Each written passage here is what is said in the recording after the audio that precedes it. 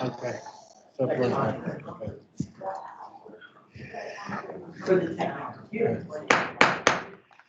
morning, it's 9:30. I want to call the annual meeting of the board together. We're going to have the annual meeting first and then move into the monthly board meeting. This is the first meeting of the year, so welcome back, everybody. The first order of business is I have to call, well, I'm sorry, we'll do a pledge of allegiance and then a moment of silence for those of our fallen troops. Pledge allegiance to the flag of the United States of America, and to the republic for which it stands, one nation, under God, indivisible, with liberty and justice for all. Thank you. Okay, given our new COVID Act operating procedures, I have to actually do a roll call. So I can see Ann O'Gork, Representative Austin Davis, State Senator Jim Brewster, Stephanie Turman, and then on Teams, I have Gerald DeLon, Michelle Zmianik, and I can't, my eyes are not that good. I'm sorry. Lori Mizgorski, yes, Lori, thank you. You're on. Yes, I'm here. Jessica, are you on? I'm on, thank you. Thanks, Jessica. And Jen, I know Jen might not be on because she has obviously a lot to deal with right now, given the incident in Frick Park. Jen, are you on? No. Okay. Did I miss anybody? John Tagg, I just said that you were on. Okay. And did I miss anybody? If I did, please call your name. It's hard to remember who's. Okay. And then I'm going to turn this over for report of the nominating committee to Stephanie Turman, who has ably chaired that committee year in and year out. Sure. Thank you, Jeff. Before I offer the committee slate of officers for 2022, I would like to thank my fellow committee members, Anna Gork and Representative Davis. Thank you for your assistance and guidance. The slate of officers are being recommended for the nominating committee for the election calendar year of 2022 is as follows. Chair, Jeffrey Lepland. Vice Chair, Jennifer Liptak. Secretary, Senator James Brewster, and Treasurer, Ann O'Gork. In addition to these officers, the nominating committee is recommending elections for the following staff members: Peter Shank as Assistant Treasurer and Mike Cetra, Diane Williamson, Julie, help me with that, her name. Leisner. Thank you. Julie Leisner, Kathy Lucas, and Jane Arendes as secretary, assistant secretary. Thank you. May I have a motion to approve the nominations? So moved. Is there a second? Second. Any discussion? All in favor? Aye. Aye. Aye. Thank you. Well, first of all, I definitely want to take a moment to thank this board, who I've really enjoyed working with, one of the finest group of people I've had. Thank you for the confidence in me once more. I really appreciate that and really appreciate this position. Public transit is obviously such an important thing for the region, and to be able to be involved with all of you is very gratifying. So thank you all. Okay, before I adjourn, I do want to just, because I don't see it in the next meeting, I want to reappoint the current chairs of the different committees to their positions. Michelle Zmianik to Performance and Oversight, John Tagg to Planning and Stakeholders. I'm the chair of the Governance Committee, along with which includes my other officers.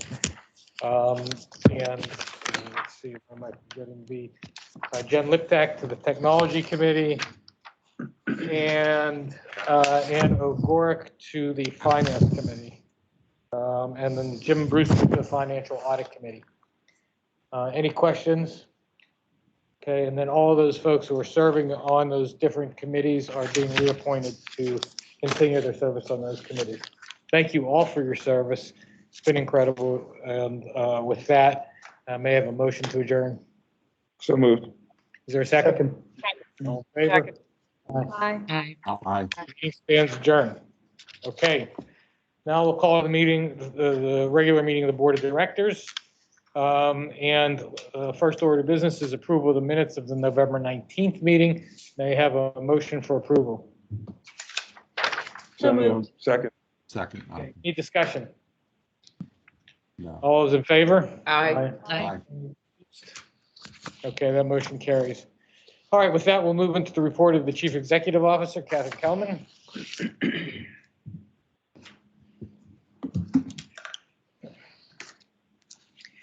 Thank you, Mr. Letwin, and good morning, everyone.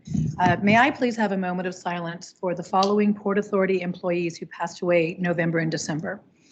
Operators William Killebrew, William Kuhn, Sarah Holt, Robert Winters, Gilbert McNee, John Harris, Charles Nebel, Richard Curry, Fred Kusanich, William Lynn Jr., Robert Lundford, David Tukarich, and Donald King. Service persons David Reif and James McVeigh. Shop section supervisor Joseph Zofko, substation maintainer John Burke, photographer Ron Smirker, route foreman Ferdinand Koenig, automated repair person John Krakovich, director of safety and training Edward Ferriton Jr., dispatcher Frederick Mason, and Henry Davis. It has been 2 months. This is a very long list, but I think it absolutely highlights just how many people in Pittsburgh come through Port Authority and how well integrated we are within our community. I'd also like to recognize the passing of Collier operator David Bojanic, who passed away earlier this month from COVID. David was an Army veteran and an author. He worked for Port Authority for 5 years, and in December, he drove one of our Collier Christmas buses. He will be sorely missed by Port Authority family and friends. Thank you. Okay, so it's about 4 weeks late, but welcome to 2022. Joking aside, can we skip this year already? I'm excited to start off another year with Port Authority. After the last 2 years, the only place to go is up. I hope we don't need to use this line again in January next year. As many of you know, a new policy will go into effect here at Port Authority on February 1st that will require all of our employees to be fully vaccinated by March 15th. I will reiterate what I have said before. The safety of our staff and our riders is our #1 priority, and this is the best thing we can do to keep people safe. If there was something we would do that would prevent vehicle crashes, we'd be doing that in an instant, and the vaccine is no different. It is a proven measure to save lives and mitigate against sickness. Our unvaccinated friends, according to the CDC, are 6 or 7 times more likely to get sick, 14 times more likely to go to the hospital, and almost 100 times more likely to die. If we can cut that with getting a vaccine, we will absolutely do that. I know this issue is divisive, but again, we have already lost 7 members of our family to COVID, and others have long COVID, others have retired rather than come back to work. It's a detrimental impact across the board. We are hopeful that the remaining 25% of our employees who are not vaccinated will be complying with this policy by March 15th.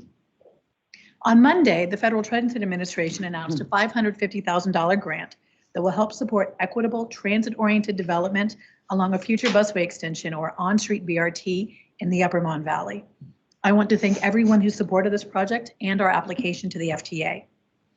Though we don't know exactly what transit is going to look like in this corridor, the study will expand the potential for increased economic opportunities for residents, building blighted neighborhoods, creating safer transportation infrastructure, and growing transit ridership. This is what we do. We empower our communities for thriving economies, businesses, and individuals. It's a really great project and an important part of our county, and I look forward to more work there. Finally, a prominent figure in the public transportation industry died this month, and it reminded me that no matter who you are, what you do for a living, or how fancy your title is, everybody struggles. Everyone has darker times. We don't know where somebody is. I want to take this moment to stress that if you are in crisis, you matter. You make a difference. The world is better for you being here. And I am excited to see what you will do tomorrow or what you will do in the next couple of weeks. There's always someone there for you. If you or someone you know are in crisis, please go to 800-273-TALK. Again, might just be your dog you're thinking about now, but we are thinking about you and every single person that is hearing my voice. You matter and we see you. Unless there's any questions, Mr. Letwin, that concludes my remarks. Thank you, Catherine. Any questions? Okay, that will move on to the report of the Performance and Oversight Committee from Chair Michelle Zemanek. Michelle, you're on. Good morning, Mr. Chair. Good morning, everyone. The Performance Oversight Committee met last week, and I have 4 resolutions for your consideration this morning. The committee first reviewed 7 procurement items and determined the bids to be in accordance with the authority's procurement policies and procedures, the prices fair and reasonable, the bidders to be responsible, and the bids responsive. The Performance Oversight Committee recommends the award of bids listed in the resolution for the total amount of approximately $4.3 million. My fellow members, I respectfully request the board approve this resolution. May I have a motion for approval? So moved. Is there a second? Second. Any discussion? All in favor? Aye. Aye. Aye. Any opposed? All right, that motion carries. The next resolution seeks authorization for settlement of a public liability claim. An accident involving a Port Authority bus and a pedestrian occurred on January 18th, 2020 in Oakland. After servicing a stop near an intersection, the bus began making a right turn when the bus struck a pedestrian, Barbara Cuomo, who was crossing the street in time and later died as a result of the injuries sustained in the accident. The executrix of Ms. Cuomo's estate submitted a personal injury claim to the authority seeking monetary recovery for Ms. Cuomo's death. The parties have reached an amicable agreement. The Performance Oversight Committee recommends authorizing a settlement payment of the total not to exceed amount of $500,000 to fully and finally settle the claim in a release form approved by the authority's legal counsel. My fellow members, I respectfully request the board to approve this resolution. May I have a motion for approval? So moved. Is there a second? Second. Any discussion? All in favor? Aye. Aye. Any opposed? Motion carries. The next resolution seeks authorization to award a construction contract for the restoration of bridges along Port Authority's LRT and busways. Bid documents were prepared and publicly advertised, and 3 bids were received. It has been determined that the bid of Glissa Construction LLC is the lowest responsible bid from a responsible bidder meeting the requirements for the contract. The Performance Oversight Committee recommends that a contract be awarded to Glissa Construction LLC in the amount of $3,607,450.91, subject to completing all pre-award requirements. My fellow members, I respectfully request the board approve this resolution. I have a motion for approval. So moved. Is there a second? Any discussion? Certainly timely. We don't want to delay a bridge restoration project now, right? Sure. All in favor? Aye. Aye. Any opposed? Aye. Motion carries. The final resolution seeks authorization to award ancillary service contracts for upgrades and improvements to property and facilities owned and/or operated by the authority. Services will be identified and issued on an individual work order basis up to a total not to exceed contract amount covering over initial 3-year period with options to extend the agreements an additional 2 years at the sole discretion of the authority. It is recommended that the general heavy highway construction contract be awarded to Michael Fasciano Contracting Incorporated for an amount not to exceed $13,655,750. The general building construction contract to be awarded to ArtCon Contracting Incorporated for an amount not to exceed $10,688,216. The plumbing construction contract to be awarded to Tedesco Excavating and Paving Incorporated for an amount not to exceed $12,766,754. The electrical construction contract to be awarded to TSB Incorporated, doing business as Schulteis Electric, for an amount not to exceed $13,103,365. The HVAC construction contract to be awarded to SSM Industries Incorporated for an amount not to exceed $10,332,970, and the railroad construction contract to be awarded to Railworks Track Services Incorporated for an amount not to exceed $14,110,094.50. All awards are subject to the contractor's completion of the pre-award requirements. My fellow members, I respectfully request the board approve this resolution. May I have a motion for approval? So moved. Second. Second. Any discussion? All in favor? Aye. Aye. Aye. Aye. Any opposed? Motion carries. Mr. Chair, no further business. That concludes my report. Thank you, everyone. Thank you, Michelle. With that, we'll move on to the report of the Planning and Stakeholder Relations Committee from its chair, John Tagg. John, you're on. Good morning, Mr. Chairman and fellow board members and stakeholders. The Planning and Stakeholders Relations Committee met last week. I have a few items for the board. Number one was the annual service report. Ellie Newman, section manager of service development, presented on fiscal year 2021, the annual service report. The report is an annual evaluation of the authority's transit network performance against its service standards, including ridership, on-time performance, and equity. Ridership in FY21 is down 55% over FY20. During FY20, only 3 months were during the pandemic, whereas FY21 was entirely during the pandemic. Rail ridership was down the most at 74% below FY20 numbers. On-time performance increased to 72% on buses and 89% on rail due to less congestion during the pandemic.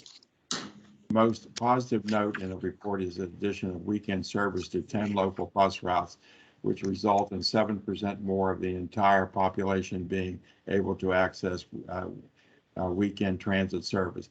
Crowding and significant differences in performance on routes with higher percentages of low income and minority persons. Staff were able to increase service on routes, seeing crowding during times when capacity limits were in place to address this issue. Other service standards were not met, mostly including efficiency standards such as passengers carried per hour of service. Staff will look into adjustments to these performance standards for our new normal in 2022. I will mention also that yesterday there was a public hearing which was attended by a number of our board members. Port Authority implemented 20 temporary major service changes in November of 2020 in response to the sharp decline and shift in ridership patterns resulting from the still ongoing global pandemic. Although the authority will still consider these changes to be temporary because they have lasted more than 12 months, the Port Authority is required by Federal Transit Administration to hold a public hearing comment period and to conduct a Title VI analysis. I have two other items on the agenda. The Allegheny County Transit Council met virtually on the 26th from 5:30 to 7:30. Jim Ritchie, Chief Communications Officer, spoke to the council about Port Authority marketing to our ridership and the partnership with downtown employers to understand their efforts to bring back the workers back to the office.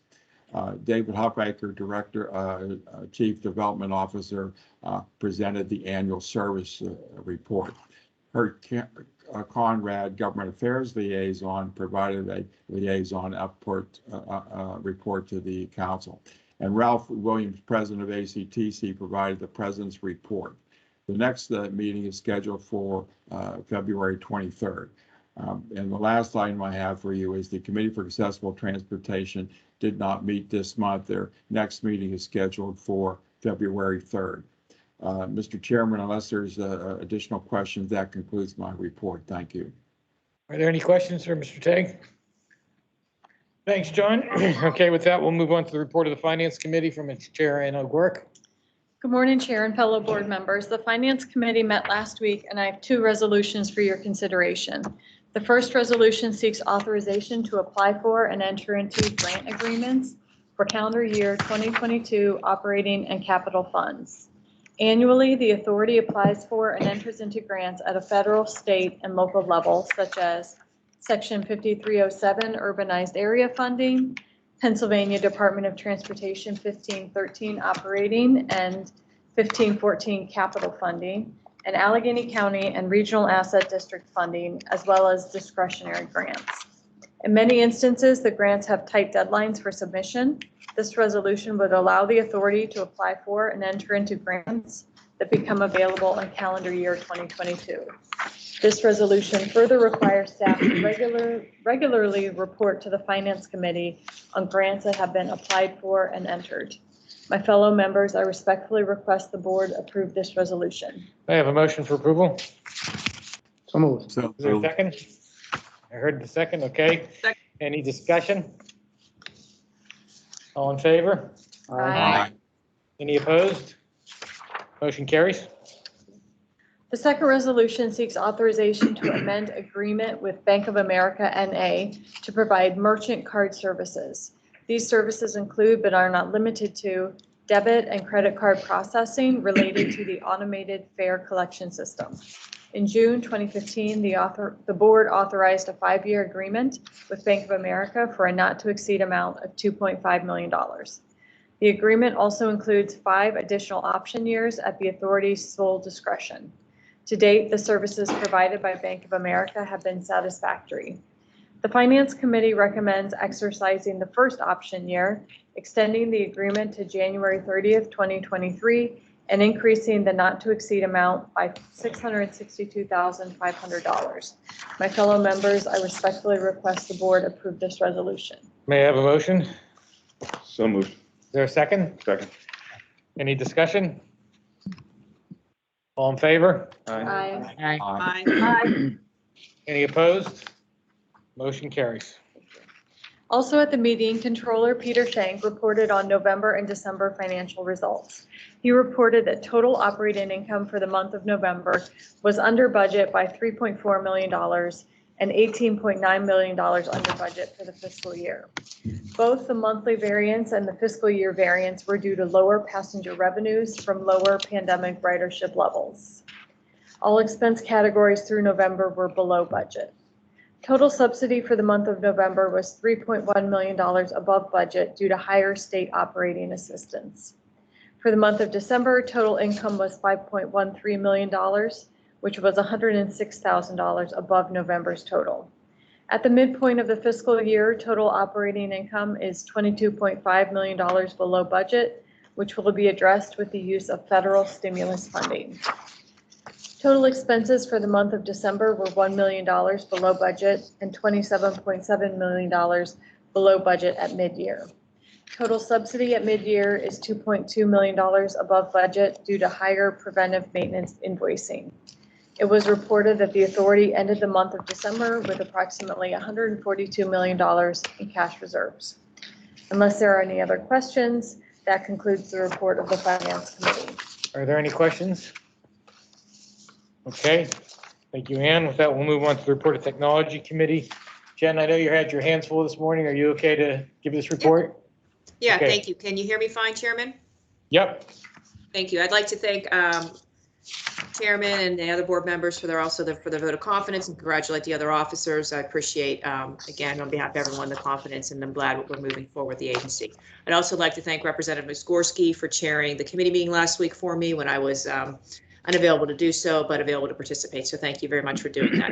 So good morning, everyone. The Technology Committee met on Thursday, January 20th, and I just have one resolution for consideration today. The rail transit software within the Operation Control Center, the OCC, is copyrighted by Union Switch and Signal and is now proprietary to Hitachi Rail USA Incorporated. The authority desires to enter an agreement with Hitachi Rail USA to provide software programming specific to upgrade the rail center's video wall, which is equipment that will be ordered in the near future. The services will be required as a sole source procurement, as Hitachi Rail USA is the only entity able to provide the necessary programming work to integrate new video display equipment and with their software. The Technology Committee therefore recommends that the sole source contract be awarded to Hitachi Rail USA Incorporated in the amount of $665,000. My fellow members, I respectfully request the board approve this resolution. May I have a motion? So moved. Second. Any discussion? All in favor? Aye. Any opposed? The motion carries. Thank you, Mr. Chairman. I'd also like to report that the Port Authority's Operations Program Manager, Lee McClelland, provided an example of how the agency is using data to better track and plan for our project expenses. And again, I want to thank everyone for their understanding this morning, and I just am glad that everyone so far is safe and our riders and everyone else is safe. So with that, Mr. Chairman, that concludes my report. Thank you, Jen. Okay, with that, we'll move on to the report of the Financial Audit Committee from its chairman, Senator Jim Brewster. Jim, you're on. Thank you, Mr. Chairman. The Financial Audit Committee held a public meeting on Thursday, January 20th, 2022. Representatives from Mayor Duzel, certified public accountants, reported to the committee that the audit of financial statements for the Port Authority's 2021 fiscal year was performed in accordance with the government auditing standards and found to have no significant deficiencies or material weaknesses noted. It was reported that the authority ended fiscal year 2021 with revenues exceeding expenses by $5.8 million before non-cash item adjustments for other post-employment benefits, pensions, and depreciations, and with the use of CARES Act funding. It was also reported at the meeting that the combined deferred revenue over the past 10 fiscal years totaled $157 million after accounting for non-cash entries related to post-employment benefits, pensions, and depreciation. The authority's total net position increased $29.6 million, mainly due to non-cash adjustments to deferred inflows and outflows of resources related to pensions and OPEB. Following Mayor Duzel's report presentation, Controller Peter Schenck presented a resolution to the committee recommending that the authority's board approve the fiscal year 2021 audit report and authorize the chairperson of the authority's board and the chairperson of the Financial Audit Committee to sign the final report confirming the authority's acceptance. Subject to any questions from the members, the committee recommends that the board approve the resolution accepting the fiscal year 2021 audit report. And Mr. Chairman, I'd like to thank Mayor Duzel for their professional approach to the audit, Peter Schenck and Port Authority staff for their input and assistance, and my fellow colleagues on the audit committee. My fellow members, I respectfully request the board approve the resolution at this time. Can I have a motion? So moved. Is there a second? Second. Okay, any discussion? All in favor? Aye. Any opposed? Motion carries. Thank you, Senator Brewster. Okay, with that, we're going to move into the new business. You'll see that the first item on the agenda is one I handled at the annual meeting because I really thought it was more appropriate there. And then next, we have some very pleasant business, I think. And before we get to the public comments, I want to acknowledge the distinguished legal career of my colleague, our Port Authority solicitor for so many years, Joel Lennon, who is retiring from the practice. It was almost unthinkable of having this agency without Joel acting as our solicitor. And I want to welcome his wife, Kate. Thank you for attending. And I'm told that your daughter, Carrie, and your son, Dylan, are participating on Teams, but I can't see. So if they are, we welcome them and thank them for being here. Joel's been the authority solicitor since 2005, which coincidentally was the year I joined the board. I had the opportunity even, I guess, to work with your former partner, Dennis Ferraldi, when he acted as first solicitor, then chairman, and was an interesting career with Dennis as well.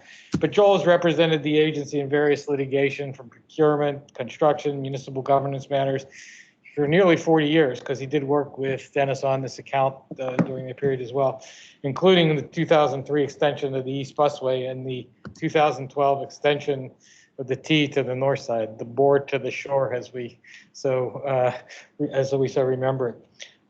Joel, it's been a pleasure to work with you. I mean, you're one of the finest lawyers I know in the region, and it's we're really sad that you come to this decision, but we certainly understand it.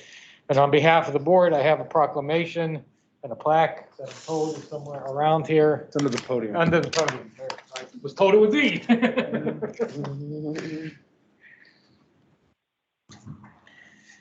Okay, so Joel, if you want to come up, we can. I can read this resolution, and then we can go through the plaque presentation. So, whereas Joel Lennon, Esquire, served as solicitor of the Port Authority of Allegheny County since September 2005, and whereas after a long and distinguished legal career, Mr. Lennon is retiring from the practice of law at the end of January 2022. And whereas in addition to serving as a solicitor to the board for over 15 years, Mr. Lennon also represented the Port Authority in several high-profile matters for almost 40 years, which I recited before, so I'm not going to recite them again.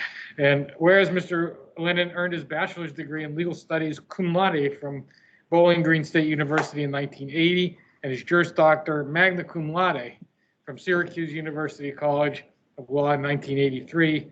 And whereas Mr. Lennon has spent his entire legal career at the law firm of Eckert, Seaman, Sherman, and Malott, which is rare these days to spend your entire legal career at any one firm, where Mr. Lennon was a highly valued member of the firm.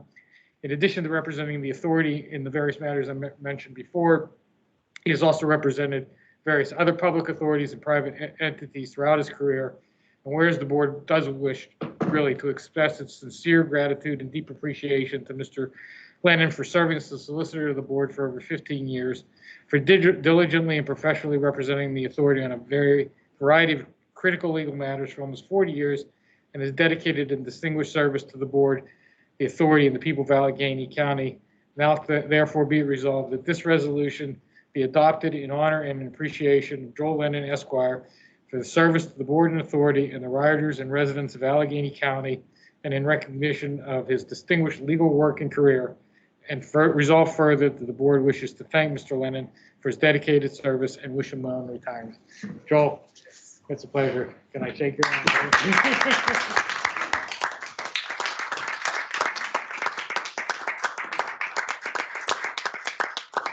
Let's come down here. We're going to do one photo op, and then we're going to do some other photo ops at the end of the meeting. So whatever you want. I think we can take our masks off. Yes, you can. Should we stand and back up? Can you guys come? Yeah, come on over Yeah. here, guys. Okay. Come back here. I wish I would have worn my suit jacket today. And I wish the folks who were attending remotely could participate in this photo op. Love to try to recreate one later. Okay. Joel, thank you.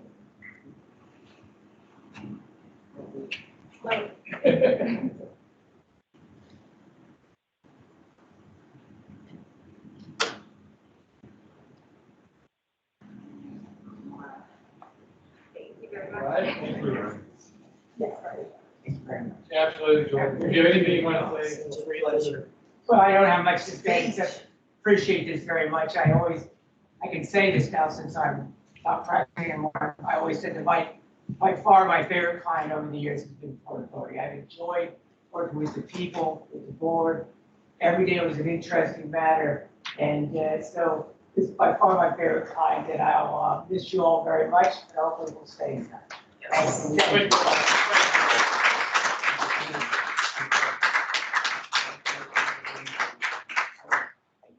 Joel, when we're done, we're going to be done a few minutes. We can stick around. I will. More.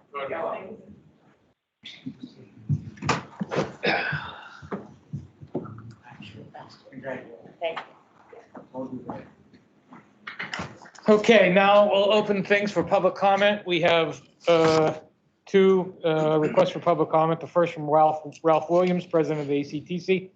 Mr. Williams, are you here or on Teams to participate? I'm on Teams, Mr. Ledwin. Thank you for Go ahead. having me speak here today. I really appreciate it. Thank you. First, I want to talk about communication. I understand that Port Authority came up with a policy on March 15th for the shots for all the employees. Turns out the union has decided to go on the news and say that Port Authority hasn't communicated well with them. I think that needs to be nipped in the butt, and I think you guys need to communicate with the union in regards to something as important as that. My next comment is about the funding for the state funding, which is about to expire real soon. We need to all work together as a united front to try to get this funding passed through the state. As you know, the turnpike's having issues, and we need to get this funding done and nip it in the butt quickly before at the last minute we're sitting around trying with our thumbs up our butts trying to figure out what to do. Next, I want to thank John Teague for his report from our council. Next, I want to talk about the funding for the East Busway. I hope that the expansion of the East Busway can happen with some of this money that's being funneled in for the project. Next, I want to talk about, if you notice, I'm wearing a blue polo shirt, which is our new shirts for the council. We had those done through Work America. And anytime that we're out and about as a council member of the Transit Council, we're proudly wearing our shirts.